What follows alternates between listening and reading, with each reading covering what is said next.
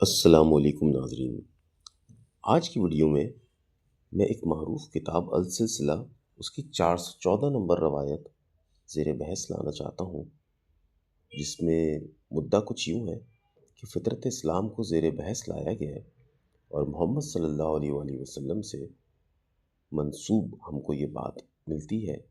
اور یہ صحیح روایت ہے، اس میں کہیں پہ کوئی شک نہیں ہے کہ فطرت اسلام میں جمعے کے دن غسل کرنا، مسواک کرنا، داڑھی کو بڑھانا اور مونچھوں کو ختم کرنا شامل ہے۔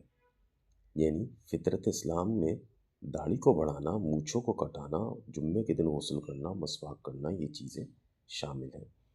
تو ایک مسلمان ہونے کی حیثیت سے ہمیں اپنے پیارے نبی صلی اللہ علیہ وآلہ وسلم سے ملے احادیث کو مد نظر رکھنا چاہیے اور جیسی جیسی باتیں جو انہوں نے بتائی ہیں ان کو ان کے پس منظر میں دیکھتے ہوئے اور پھر ان نبی صلی اللہ علیہ وسلم کی باتوں کی ویلیو اور ان کی قدر کو اپنی زندگی میں شامل کرنا چاہیے۔